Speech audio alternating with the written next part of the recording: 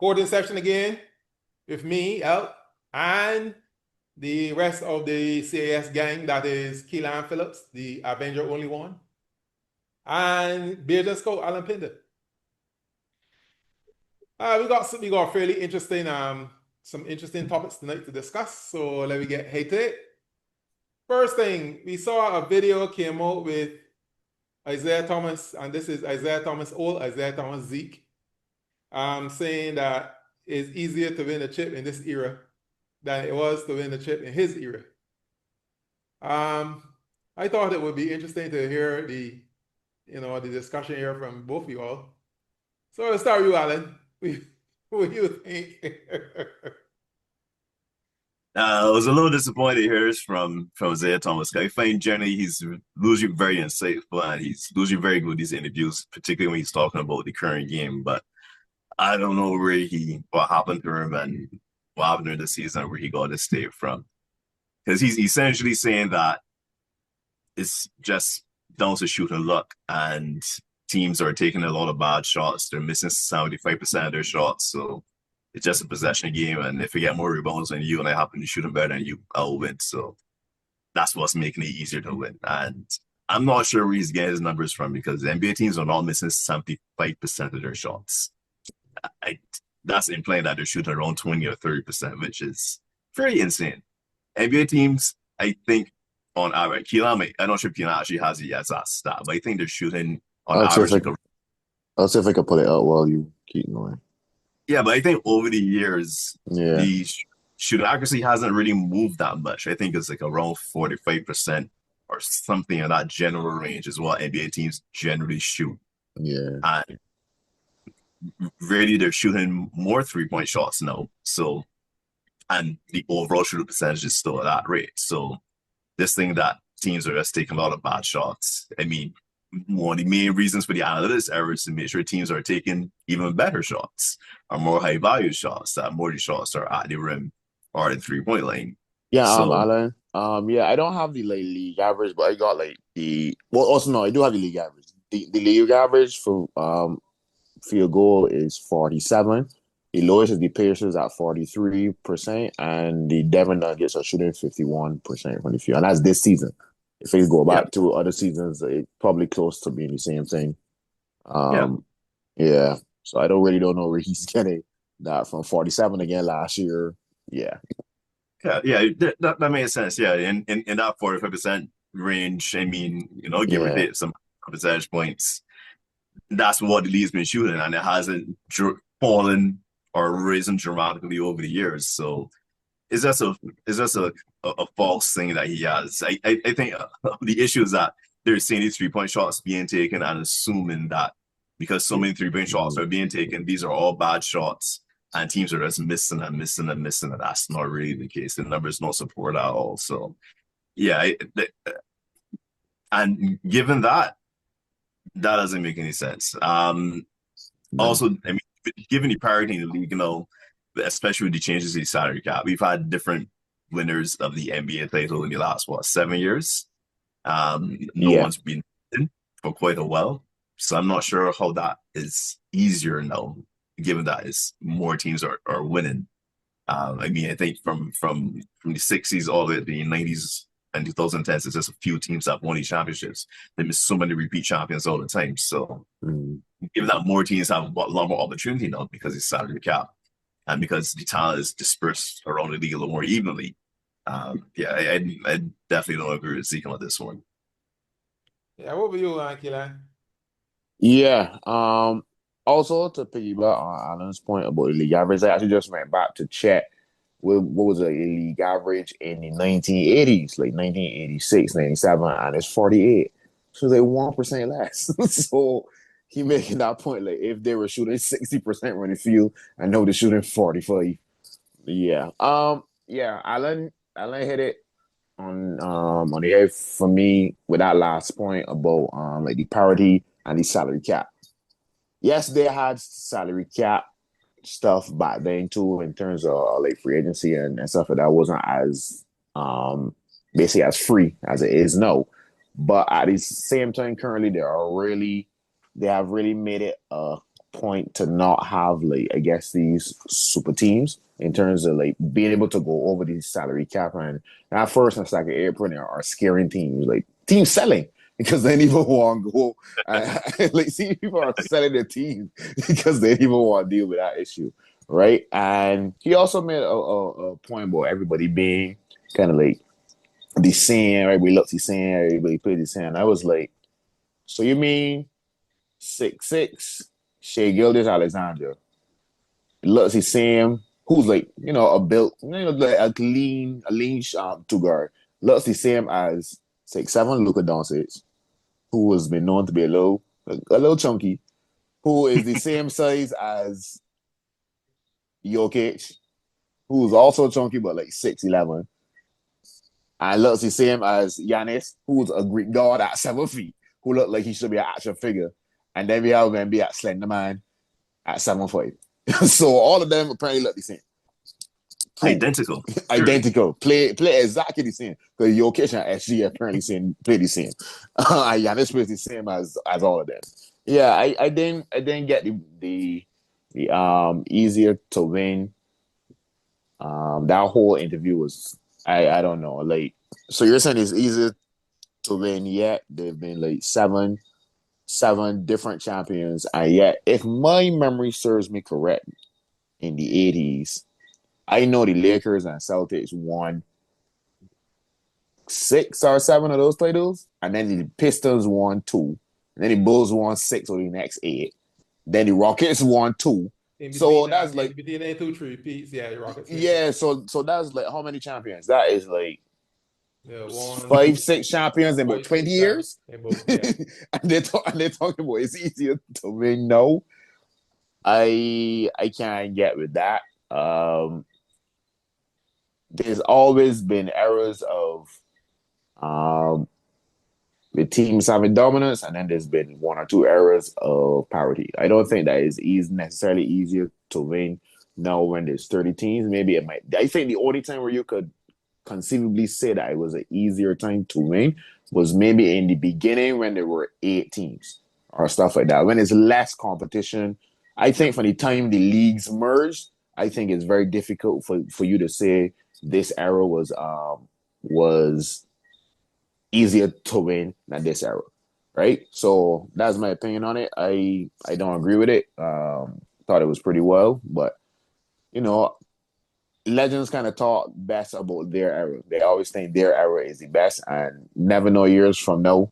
Braun and Luca and them might be on some podcast drinking beers and say, "Well, my era was the best era, the most difficult era." So it's 30 years from now, so you never know. I think you all are correct. I just think that some of these legends that play NBA basketball always trying to make you feel that it was more difficult to do everything in their era, right? I mean, it was more difficult to breathe air that time, apparently. So they're always trying to prove that it's something difficult. But what I'm saying to you, basketball really hasn't changed, You gotta get the ball in basket more times than the other fella. You gotta start the other team. Not changed, right? That has not changed. If a fella decide that if he shoot from further out, he will get an extra point. And if he get really good at it, the extra point versus the percentage that he will shoot from out there will offset the one another or will be in his favor. Then I understand why he would be out there shooting. And there are a lot of things, like once upon a time you could not win a championship unless you had a big man on the inside, and the playoffs used to start, the playoffs used to slow down, and you had to go inside the big man and blah blah blah blah blah blah. Warriors come and broke that mold by just shooting trees, and then everybody start shooting trees, right? So, but a lot of them forget that none of them got Steph Curry. But like I that's why I don't get the argument. Michael Jordan might go, don't care what time you call me in the middle of the night, 3 o'clock in the morning when yappy, I still think that Michael Jordan is my GOAT, right? And he is my GOAT not because I think the era that, I mean, he did some things both on the court and off the court that is no regular. Like Mm, LeBron got all the stats in the world, right? I mm, mean, nobody can say that he's not like top three in the NBA ever, mm, right? He got all the stats. He started younger than everybody else, and he played longer than most people. mm, So he will have the stats. 20 years from now, when people did not know that LeBron even played, they mm. can got some fellas, some young boy, give me saying that another person gave me his goal, It's right? true. And we can People already forget saying everything Paul about Michael. George is And going to Michael go. Jordan gonna be an afterthought, and LeBron gonna be just, getting ready to be an afterthought. Mhm, So these era things I try to keep far from. Called rules change, people got better technology, science get better. I mean, the law of things get better, right? So mhm. like I remember people used to play Chuck Taylors, Converse, and I mean those were those were called back breaking shoes because Yeah. the flap on the ground and you have the arch support and all that sort of stuff. Yeah, So like even Jordan shoes, Jordan ones, like the first Jordans that came out. Jordan has said that when like years ago after the technology did improve, because he was at that time he was at like maybe the eights, nines, or whatever. He went back and played in the Jordan one how it was at the time. He said his foot was bleeding. yeah, Like foot started but his hurting. shoe, yeah, like he had to change them or something. Right. So So yeah, so there's a lot of things that change. So I hear him because I'm deaf, right? I yeah, mean, if it was deaf, I wouldn't hear him. yeah. So you're saying that Jordan got too soft for his own shoes? Hey, No, no, no. We won't start that there. I want this podcast to continue. Um, one last point, Elkrit, mm, that you did mention that actually made me think too. Like, if you want to say that it was harder in your times, well, back in that era, when the playoffs hit, it was best of five for the first two rounds, and then best of seven for the no, it was last two. best of five the first round, and then First best of round, seven and after then that. the ever seven. Yeah, Exactly. So like, but they split best of seven straight off now from the yeah, jump. yeah. So that would have worked against his point. So Yeah, yeah. There's a lot of things. If you yeah, really dissect it, it don't really make it sense. don't make sense. Correct. So you just leave that. I just wanted to hear what your opinion was that. Mm, So since we're here, we can change the order of things. mm, Penny Hardaway mm, said it is not fun to watch the NBA anymore. mm. Is he right? It is not fun to watch the NBA anymore. You, Um, Kelan, what do you think? Let me start with you. um, First things first, mhm. how much NBA you watch from when you start watching NBA? Obviously, First you time. start watching NBA before Steph Curry and then start shooting trees, right? Yeah, I was a Okay. fan from 2000. The first year I watched basketball, like really, really watched basketball, was 2005. That's how I actually became a Spurs fan because they won that year. But I didn't watch from this play. I actually watched at the beginning of the season, and I just like the team or whatever. So yeah. Yeah, Um, it was hard not to like Spurs though. Go ahead. I mean, yeah, true. I don't, Yeah, some people used to call them boring, but whatever. Um, yeah. So I realize obviously there has been change throughout. Obviously, the 2000s, the 2010s, I know the 2020s.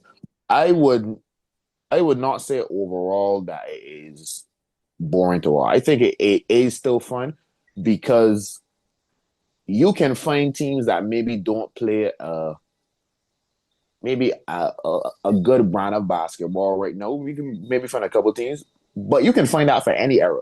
Like nobody who was watching like Bobcats or whatever in like the 2010s or whatever. Or like some of these teams, like you weren't like they were bad. There was bad basketball that's the across Vancouver Grizzlies. the That's the Vancouver Grizzlies. Vancouver Grizzlies. Like there's always going to be a couple teams that are going to be like bad or whatever. But I do not think that the overall still about because I think we had mentioned this years ago. Like the all the top teams don't play the same. Like the Nuggets do not play the same way as the Rockets. The Rockets don't play the same way as the Spurs. OKC does not play the same way. Even Celtics last year, Pacers last year, they don't play the same style of basketball. They play kind of different. So for you to say that like the basketball isn't fun, I'm assuming he's in playing, teams just maybe shooting a lot of trees or whatever. Exactly. He did mention something about fundamentals of basketball, and that's what he doesn't like necessarily watching the NBA. If I read the article correctly, to be fair, NBA has always been about entertainment. So fundamentals have been more so in college for all that time. Like that's typically how it is being seen. Like for years, I've been told, and I'm pretty sure y'all have heard this. If you want to watch the more flashy entertainment, you watch the NBA. And if you want to see like fundamentals and more team concepts to like really think, then you'll watch college. But that's how it's always been. It's not like no, all of a sudden, NBA is no this entertainment thing that is just shooting a bunch of trees. I think it's fun to watch. Man, they got one thing where I even put on League Pass and just watch the Hornets. It's bad basketball, but it was very entertaining. Not good. Like that's some Yeah, funny stuff. you obviously was having withdrawal symptoms or something. It was an evening where there wasn't much games on. None of the Oh, teams I usually watch is on. I said, you know uh, what, we'll just watch a Hornets game. I was very entertained by the horrible basketball that I saw, but it was still fun. what were you, Alan? What do you think? What about this statement by Penny Hardaway?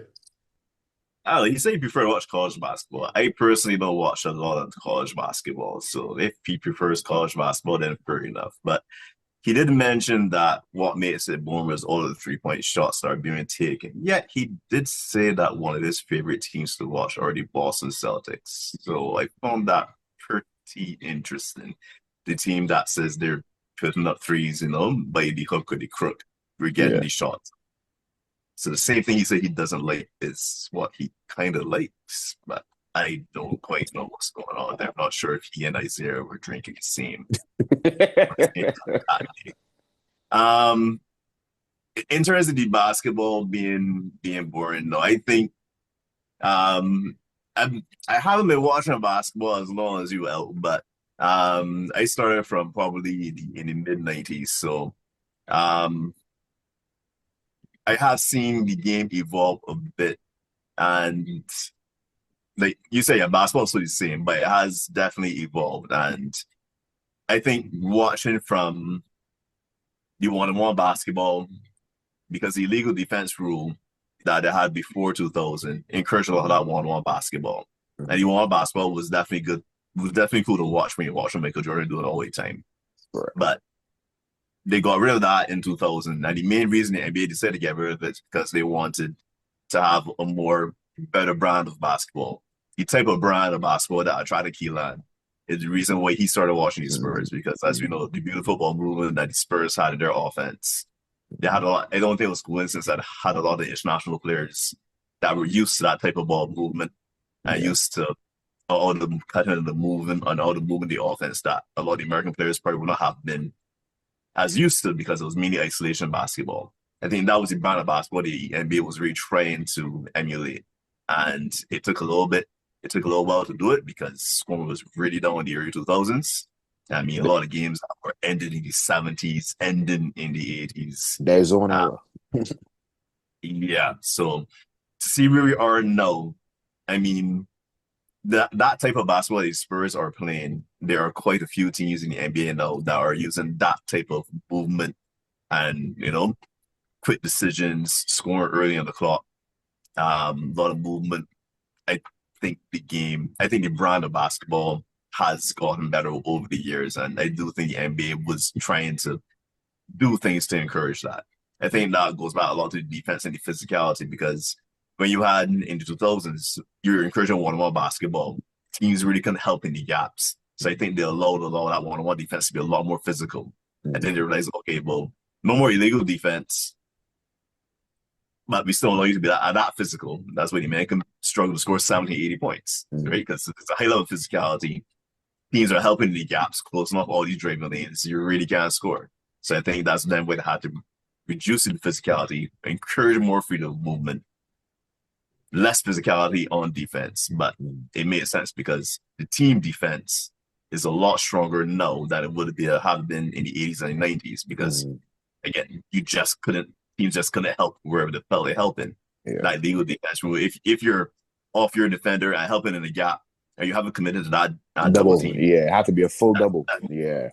yeah, you have to commit. So they might have to see you come a mile away, right? So which is obviously a lot easier to react to than no, where guys can just basically lope in space. You just don't have to make any pain. So again, I think they've created a better brand of basketball. So I definitely disagree with what Penny is saying. I think I think even what he's saying is a little bit confusing, but the threes and the Celtics point.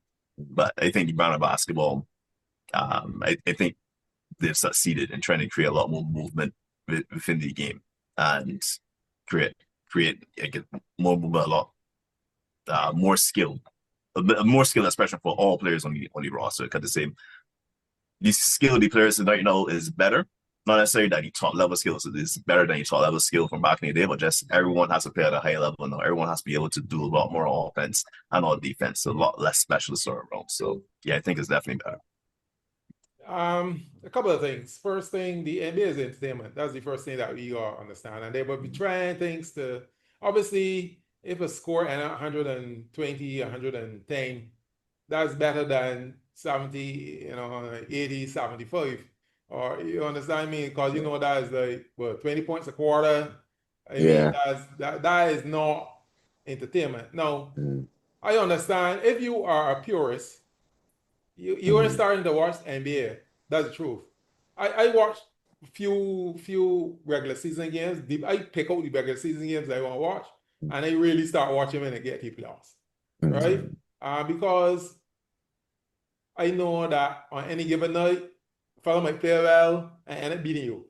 But when you're in a series with a fella and you know your every move, and that's when you start to see like adjustments and things on the fly and that sort. It was make it really interesting, right? So I understand that. But if you're a purist and you just want to watch and you want to watch basketball, really and truly you should watch ladies basketball, women's basketball, because the women can, well, many of them can dunk, but they move well and they shoot well. So if you really want to see like, real good movement and stuff, you should really watch the ladies. But I think again, is an era thing, right? I am not so sold on the high pick and roll and the dribble hand off. Anybody can do that, and that is where I draw my line with some of these things, right? Because it's hard to shoot trees, but you got the people to shoot trees with. Right? I mean, like when you got two fellas that are shooting at 30 high and 40%, that's good. But when you got two people that one shooting like 30, next one shooting 28, I mean, like that is not. You could go as many dribble handoffs as you want and how you pick and rolls you want. That is not going to be something that you really want to line up to watch. So I watch. I don't agree with him, but if he needs to really, if he wants to be a purist and he wants, well, watch college basketball and watch ladies basketball, he'll be fine. The NBA is a different story, and even if you go and watch in Europe, is a totally different story again. Yeah. So to me, it's a matter of taste, and if he says that it's not fun for him, well, it's not fun for him. But it's fun for the rest of us.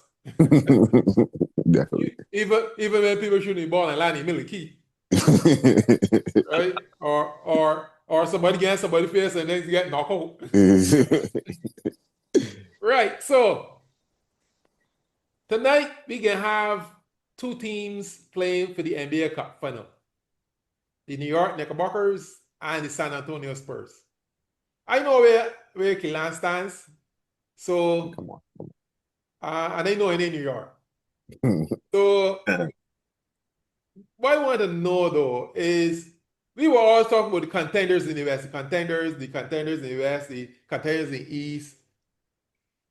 We got it right. I mean, like they got new contenders, or how are we looking at this? Let's start with you, Alan. How are you looking at this? I know Kelan always say that Spurs is the best thing since cheese, so I didn't start with you, Alan. Indiana Definitely not in this year. You can't definitely pay bumps.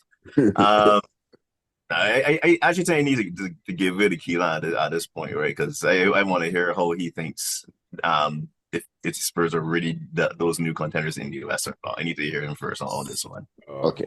Let me hear you, Kelan. All right. First off, I will say I was wrong because I thought the Lakers were contender. Boy, I don't feel so for real. I don't think they do. I know that we want to talk about Spurs. We were also talking about teams that we thought were contenders. The Lakers defense is awful. Like you have Ron Reeves and Luca. Is like those are at best one or two, maybe barely okay defenders Man, when they give them you and being it funny. being I mean like when they give their best effort. Like, Yeah, you being funny. Man, if you give yeah, them a doorway, a bottom and a gun, they can't guard him. at all. All right, yeah. So I don't think that they are a contender. I still think OKC is in a tier above themselves. But do I think the Spurs are a contender? Yeah, and I even as a Spurs fan, I might have been a year too late because I thought that next year was a true year that we would be able to like win a title, right? Because OKC, even in their first year, when they were the 1 seed, they lost to Dallas in the conference semifinals, right? And the whole thing about them was that they were too young or whatever. They lost in that thing. But then know the next year they made the push, they learned from it, and they won, right? So I thought the Spurs could follow a similar trend, right? But what I'm realizing from this Spurs team and is that they are not afraid of OKC. And OKC OKC has I think some teams fear OKC.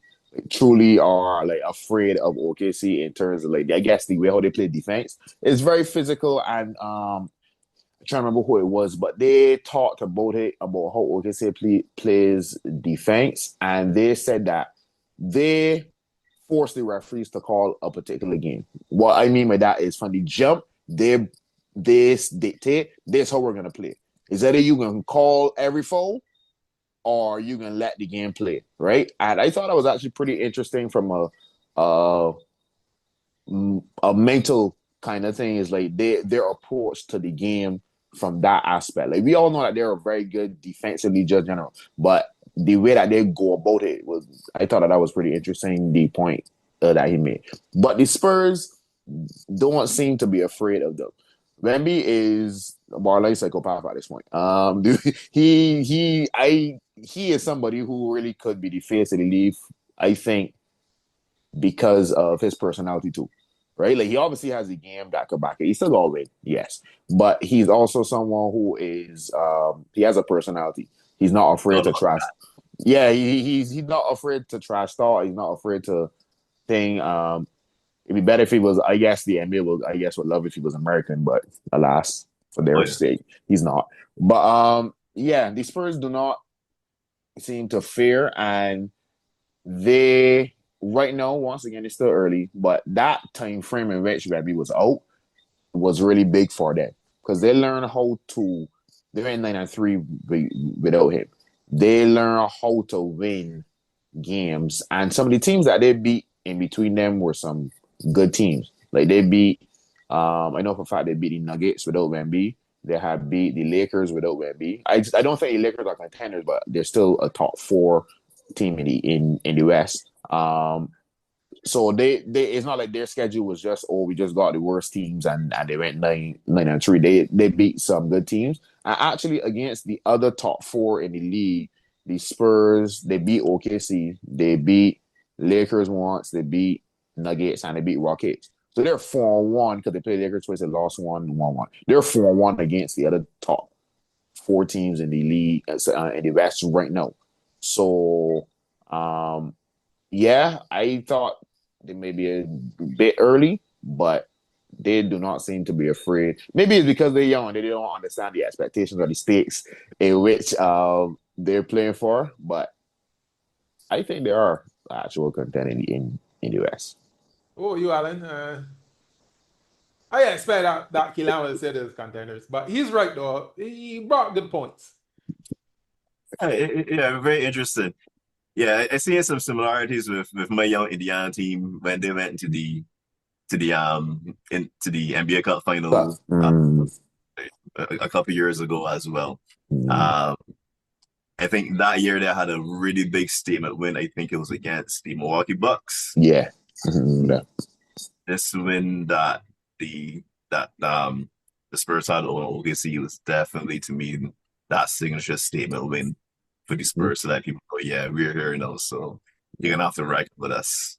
Um, yeah, I do think they will be a contender. I wouldn't put them necessarily as one of the favorites for sure.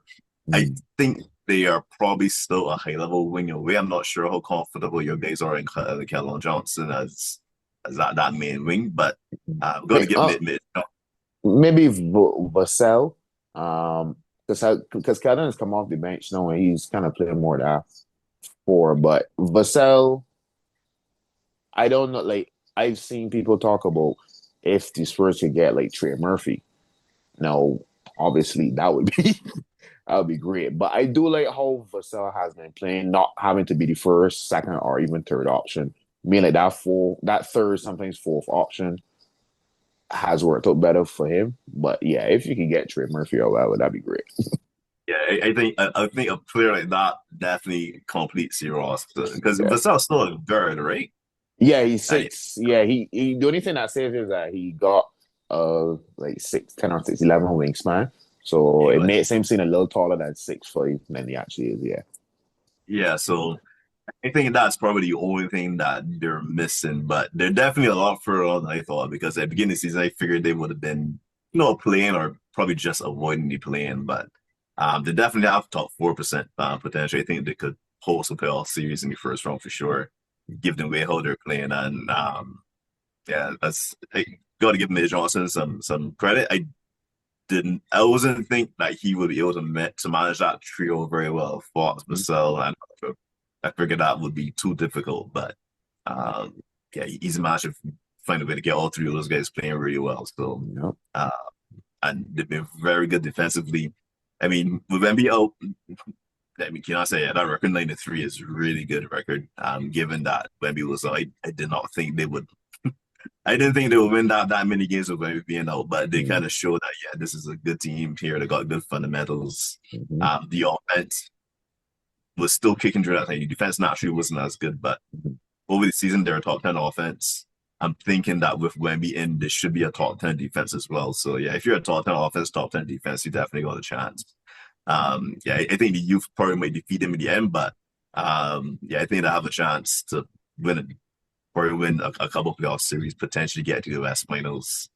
For sure. Yeah, the team is definitely much better than I thought.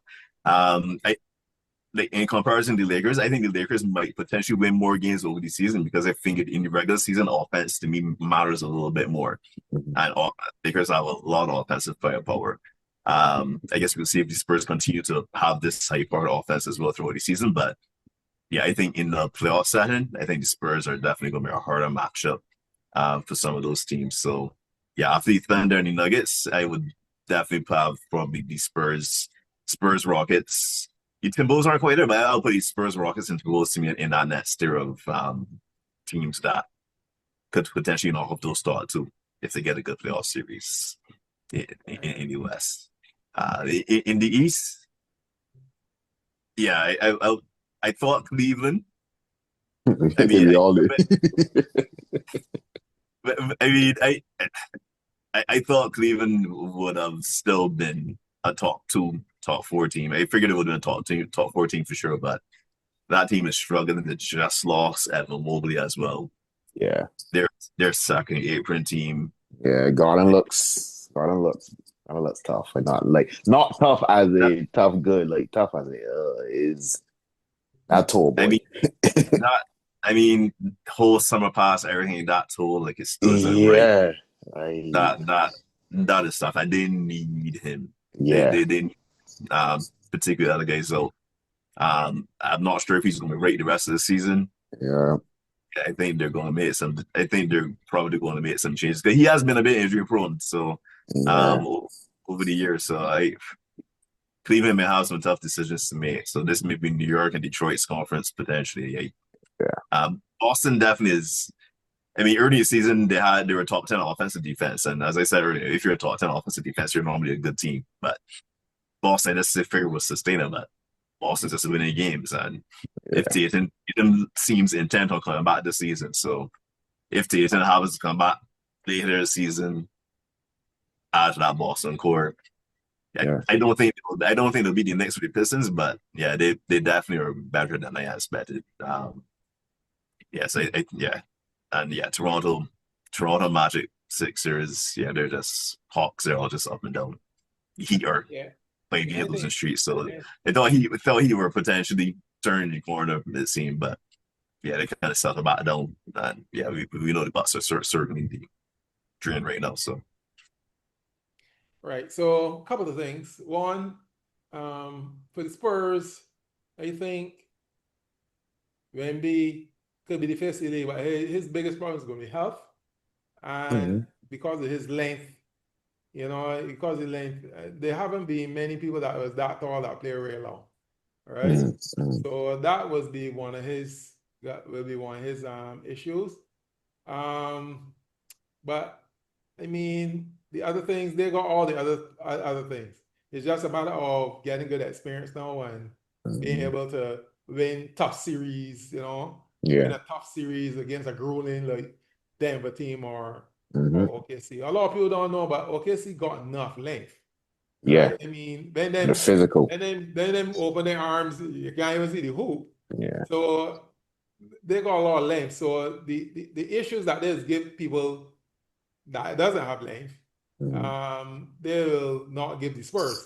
So I think Spurs kind of two things: the matchup well, and then the really ain't got the play on host money really.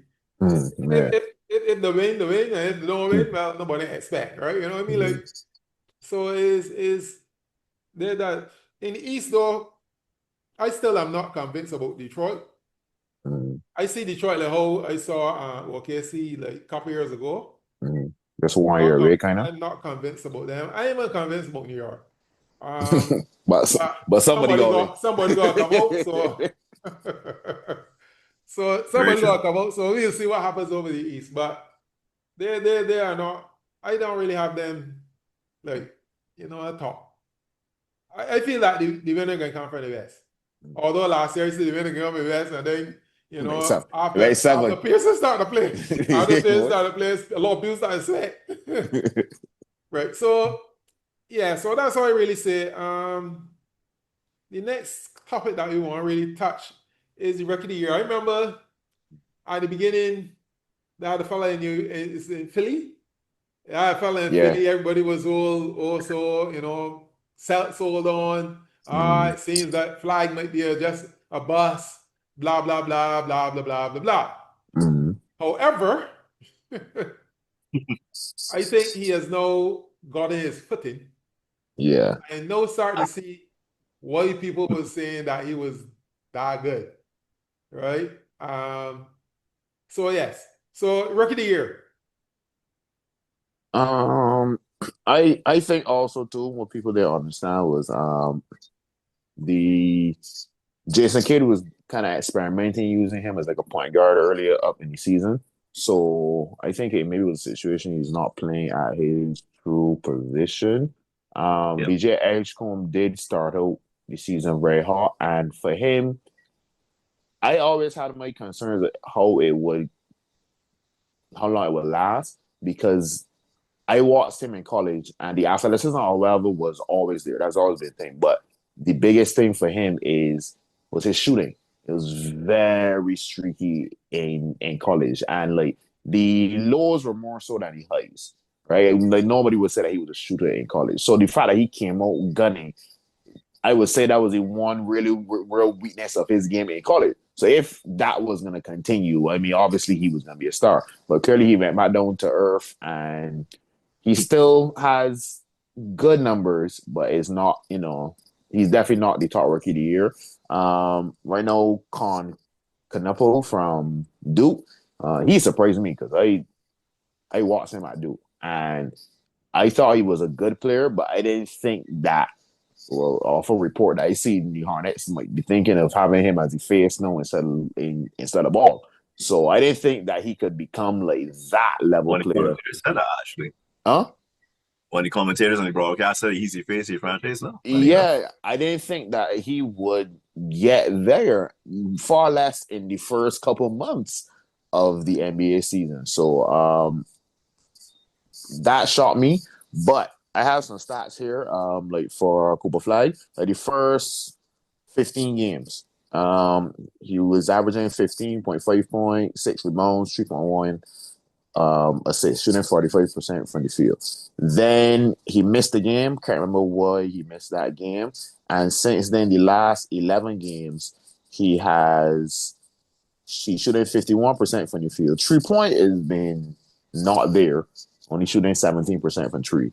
But he's averaging 22 points per game, 6 rebounds, 4 assists, 1.4 steals. So that's another thing too. His defense has also been good. Like I think there were some slight comparisons in college for him, kind of like almost like an Andre Karolinko, like being able to do many things on defense, not necessarily to the level. I think a lot of people don't realize Andre Karolinko is, I think, very underrated defensively, but probably not the same level, but like the versatility. So he's been very good defensively, and I think his offense is really starting to click. So I think people also, he's technically supposed to be a freshman in college right now. He reclassified to go up. So like when he went college last year, he was still supposed to be a senior in high school. So he's technically still supposed to be his first year in college. So he's very, very, very young. Like he's on the list for all the 18-year-olds in terms of all these records now. So he's very, very young, and it was gonna take time for him to adjust. He seems to be adjusting. I think the biggest thing will be always for these rookies is when you hit that 40 game mark, because college season now has always is basically, if you play late down in the season, is roughly about 42 games. So now when you get to that season, you have another 40 games to go. That's when it really, like, that's typically when rookies hit that so-called rookie wall. So interested to see how he plays from that 40 game onwards. But for right now, he definitely seems to have turned the corner a bit, and he's looking pretty good so far. Yeah, Alan. Yep. Yeah, I mean, I didn't think well, I thought it might be tough for him to win Rookie of the Year this year because, I mean, as Kelan said, he's very young. He's not really known as an offensive player per se. Yeah. And I thought, even though the Dallas team may have some issues, I thought the team would have been deep enough where he would not have gotten as much opportunity to really, stretch his wings per se. But given the issues with that team, and he really does have a lot of opportunity to play well. He started a little rough, as Kelan said. Playing point guard probably wasn't ideal initially, but the way how he is, I mean, youngest player to score 40 points in NBA history, right? So he's adjusted quite nicely. If he continues I mean, he's not going to score 40 every night, or I don't think he's going to continue this type of offensive production. But if he continues something close to this, around 20 points per game, yeah, I think he definitely wins Rookie of the Year. But yeah, he's been very good. There's a reason he went #1. But Colin Knipple, yeah, this guy is insane. Yeah. Watching him play earlier, he looked kind of similar to a version of Austin Reeves, the way how he was falling offensively, the pass and his shooting. I mean, he does look really fluid on offense. I did not, I didn't know a ton about him in college, but yeah, I didn't know he was this good. He's playing extremely well. I think there are only 2 players in the NBA that have. I think he and Steph are the only 2 players in the NBA shooting like over 40% from 3 at the particular volume that they have as well. Yeah, it's 2 of them. Yeah.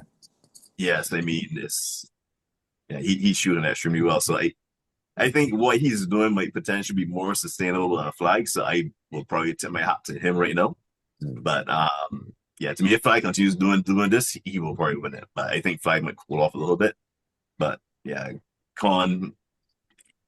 this is when he should be hitting the rookie wall pretty soon. And yeah, he's still shooting extremely efficiently, playing really well. So yeah, my pick right now will probably be Con, but yeah, Cooper Flight's come along quite nicely and probably projects to be the better player in the future still. But yeah. Really conquer nipple. And Derek Queen has been very good as well too. Yes, It- yes, that is true. yeah, Yeah, yeah. I think he leading rookies in assists and rebounds. So yeah, something like that. As a yeah, big, yeah, he's been really good. you think that's a center rate. So definitely a really good rookie class to have here. Yeah. That's good. Yeah, I try to keep my comments very, because rookies have a habit of embarrassing you, right? So yeah, right now I think he got his nose ahead in the rookie race, but that's flagging me. But yeah, it could get either way depending on what happened in the next like 40 games or so. All right. So, we can't leave unless we have your pick five. Last week was not a very good week at all. The man that got the most was 3 out of 5, which was Kelan.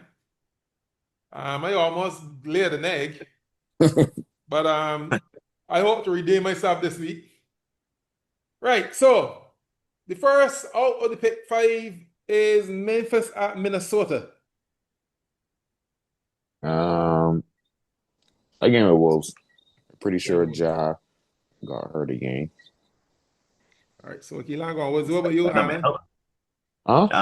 Well, that might help him though. But You might be right. You might be right. Might be right. Wolves. Wolves. Okay. I think go Wolves too, just in case. On Thursday, we got Miami at Brooklyn. Miami struggling, Brooklyn struggling, everybody struggling. It's a big struggle for Yeah, everyone. yeah. No, I don't know. This seems a little. Let me see. Miami I is don't ever want to 7 pick and the 12. Nets, but this might be a trap game. Like Michael Porter Jr. has been laying it up a bit, or like really laying it up a bit. I'll go in Brooklyn. Yeah, I can actually take a swing at it. I might go with Brooklyn for real. All right, I so can Alan, actually are go you going Brooklyn. Brooklyn? I got Yeah, Miami. yeah. I got Miami because I can. I Can't do think, it. yeah, Brooklyn, no. Yeah, no, I know. I get it. I get it. I totally get it. Philly at New York. uh, Go in the Knicks. Going with the yeah, Knicks. yeah. I want to go to the next two. Um, yeah, I can go to the next. I'm not. It be starting to look like himself for those. So. Yeah, that's the only thing I was thinking about. But the MB looking like himself That will ain't last long. determine that. No, not only that. That will determine if he has a game the day before or 2 days before. Because if he had a game the day before, he probably said it no. So, so But yeah, I will tell you yeah. that I will go with Philly, and that's just Just to even out. so there's some, like That we not copying each other. yeah. Saturday we have Portland at Sacramento. Um, Portland is, let's see, Portland I'll go in is Shit 10 trust and me. 16, and Sacramento is 6 and 20. yeah, I gave with the Blazers.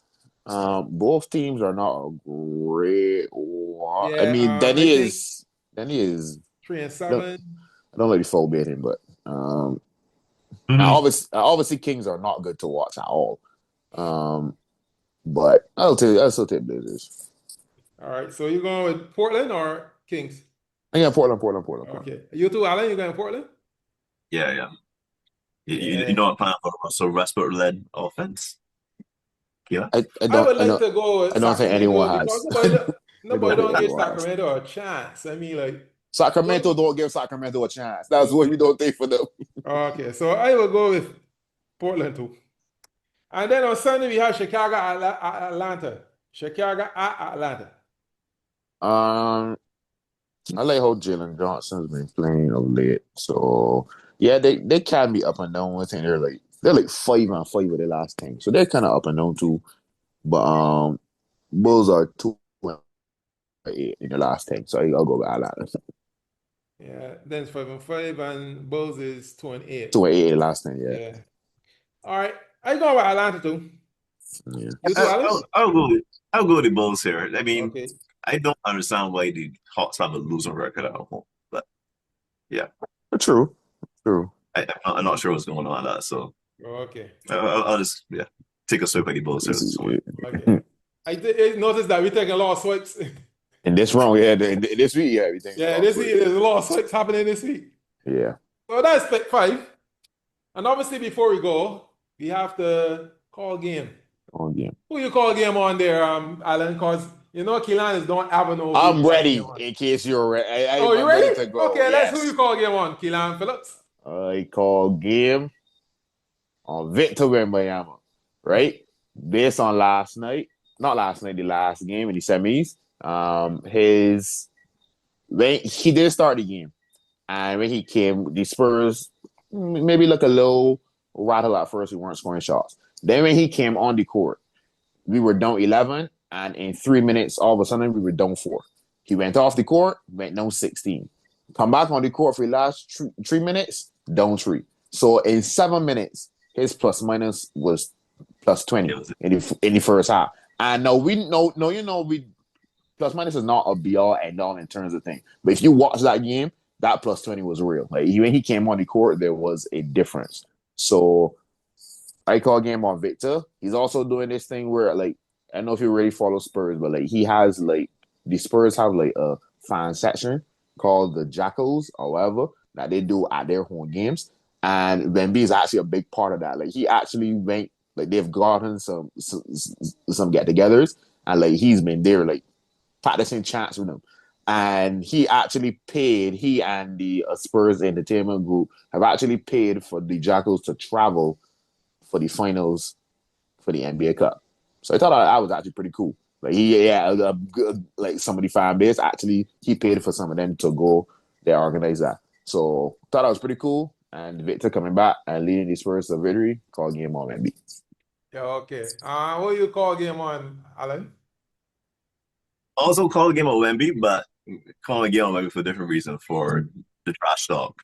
Calling his trash talk, his trash talk against me seems to be elevating to, that has a legendary potential from what we were seeing. In that OKC games, he was given a lot of chat toward Alex Caruso. Has some interesting quotes about types of basketball, ethical basketball, ethical basketball. Being very, very vague and non-specific, and even today talking about the brand of basketball that the Knicks are playing. It's not sophisticated basketball they're playing compared to what the Thunder, the Heat play. So, his trash talking and the types of basketball, expanding our basketball minds of the sophistication of and the ethicalness of basketball. So call a game on Victor. Yeah, okay, interesting. Well, I call a game on LeBron because I've seen now that he has found out what he will be doing in his next career. It is a cross between golf and boxing. Because I noticed he was practicing his golf swing before the game, and then he knocked out somebody. So I think I call him on LeBron because I can see where he is going with his next career choice. He will be taking up boxing at some point and maybe golf. So let's see what happens to let's see what happens to LeBron going forward. And that's it for court in session. For right now, the court is adjourned.